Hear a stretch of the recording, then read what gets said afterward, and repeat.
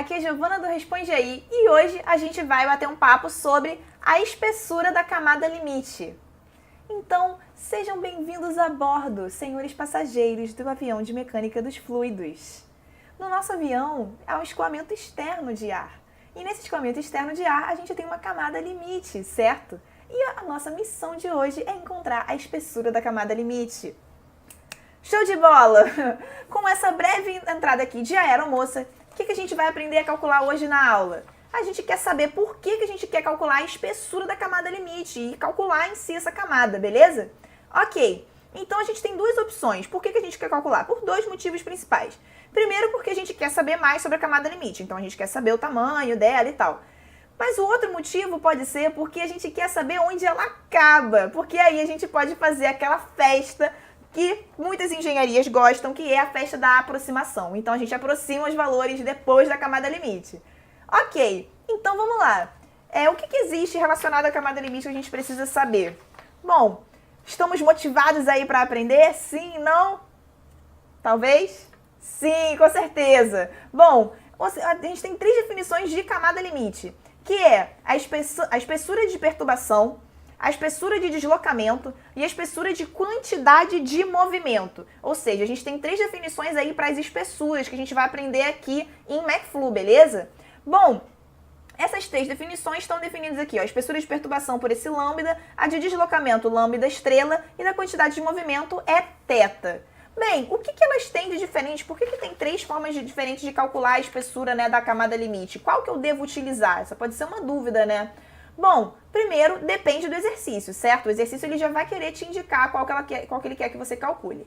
Se não indicar, você vai usar a mais conveniente.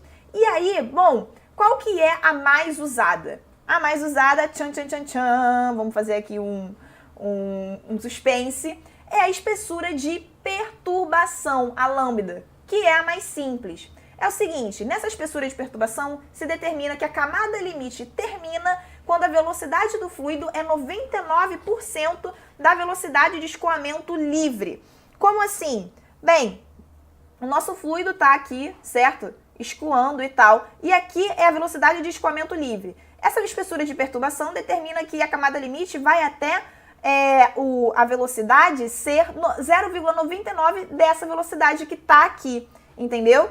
Bem, então a gente vai calcular em cima disso. Vamos dar um exemplo? Para a espessura de perturbação?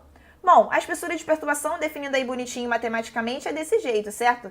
A velocidade, né, em y igual ao final da camada limite, né, que é a espessura de perturbação, é 0,99 da velocidade de escoamento livre ali depois da camada limite. Bem, com um exemplo, com essa velocidade aí, o infinito de 2 metros por segundo. Bom, fazendo aqui, então, se a velocidade aqui é 2 metros por segundo, a velocidade no final da camada limite vai ser, né, 0,99 vezes 2, que é 1,98, ok? Bem, e aí se a gente tem o perfil de velocidade, que eu estou dando aqui que o perfil é U igual a 3y, o que acontece? A gente vai ter, então, que 1,8 é igual a 3 vezes esse lambda, né, que é o final da camada limite, e aí o que acontece? A gente encontra que a espessura da camada limite é 0,66 metros. Beleza? É assim que a gente calcula pela espessura de perturbação. Você pode estar se perguntando o seguinte, tá, mas por que 99%? Da onde? Tirou esse número da cartola? Bem, é porque aquele 1% é assintótico. Por que a gente não pode usar 100%? Porque a gente vai chegar no 0,999, 0,999, 0,9999 e a gente nunca chega na camada limite, aliás, no final em si, né, no 100%. Então, por isso que a gente estipula aí esse 0,99. Ok? Beleza. Então, outro tipo, né, de espessura de camada limite é a espessura de deslocamento, né? Como vocês podem ver aqui, indicada pelo lambda e asterístico em cima. Bom, por que a gente tem essa outra, né? Porque é uma outra forma de definir, certo? Aquela outra foi 0,99 da velocidade de escoamento livre e essa daqui tem um outro coração, não é o mesmo da outra. Bem, vamos estar ilustrando aqui, né, a nossa camada limite, certo? Vem aqui, a camada limite está aqui, após dela é essa velocidade aqui de corrente livre. Show! O coração da espessura de deslocamento é a vazão volumétrica. A vazão volumétrica é a velocidade vezes a área, certo? Conforme a definição assim de vazão volumétrica. Bem, aí eu te pergunto, o que acontece? E se o nosso escoamento, né, a nossa espessura de deslocamento, se a gente considerasse que o nosso escoamento acontece dessa forma aqui, ou seja, tem uma certa espessura de deslocamento e a partir dela é esse U infinito, a gente considera dessa forma assim. Bom, o que a gente está escrevendo aqui é através da vazão volumétrica. Então, esse dq aqui, a gente tem um pedacinho de vazão, que vai ser a velocidade vezes o pedacinho da área, e a gente vai integrar isso daí. A vazão ela vai ser de 0 até infinito. Bom, o resultado é o seguinte, a espessura de deslocamento, ela vai assumir esse jeito aqui, de forma que esse daqui é o que acontece de forma real e esse é o hipotético. Mas a gente vai pegar uma espessura em que essa vazão, que aqui seja a vazão, né, de 0 a infinito, esteja estipulada, certo? Vamos dar uma olhadinha disso daqui aqui, como é que isso está acontecendo. Bem, no nosso exemplo, a gente tem um duto quadrado de 300 milímetros de lado e o fluido, ele é a velocidade dele, né, de corrente livre é 26 metros por segundo e a espessura de deslocamento é 20 milímetros. A gente quer saber a vazão que está rolando ali. Bem, então acontece o seguinte, a gente tem então 300 e aqui teria a camada limite, mas aqui a gente está fazendo a consideração de que aqui dentro desse quadrado branco está tendo o escoamento uniforme, né? A velocidade está uniforme. E aqui fora não está tendo esse escoamento, certo?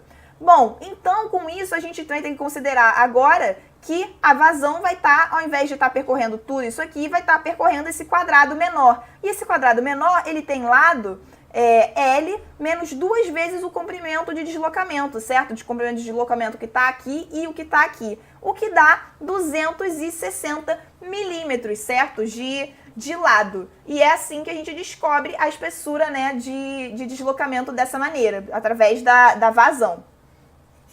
Ok, beleza.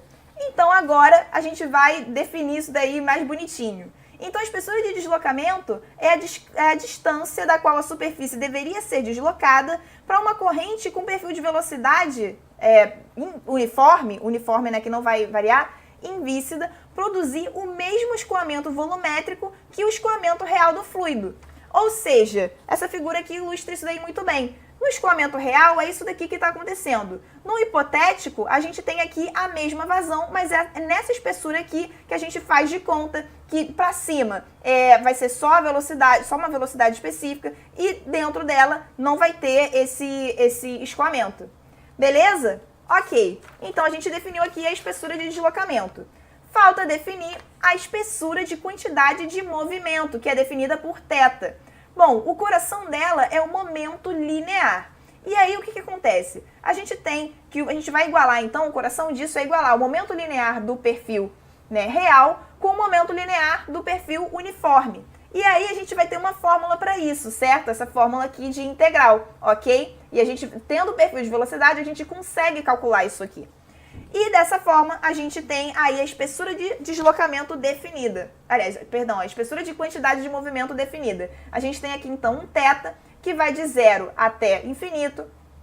E aí ele é definido dessa forma aqui. A velocidade sobre o perfil de velocidade, né, que está acontecendo sobre a velocidade infinita, vezes 1 menos o perfil de velocidade sobre a velocidade infinita.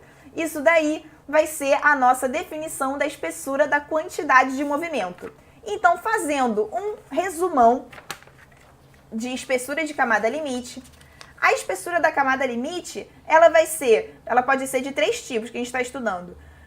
Perturbação, deslocamento e quantidade de movimento. E cada um deles é definido por essas fórmulas aqui, certo? 0,99, aquele 1% é assintótico. Aqui é a fórmula do deslocamento, né, que também é uma integral. E a gente tem também da quantidade de movimento, que vai também é uma outra integral um pouquinho mais complicada, que é de deslocamento.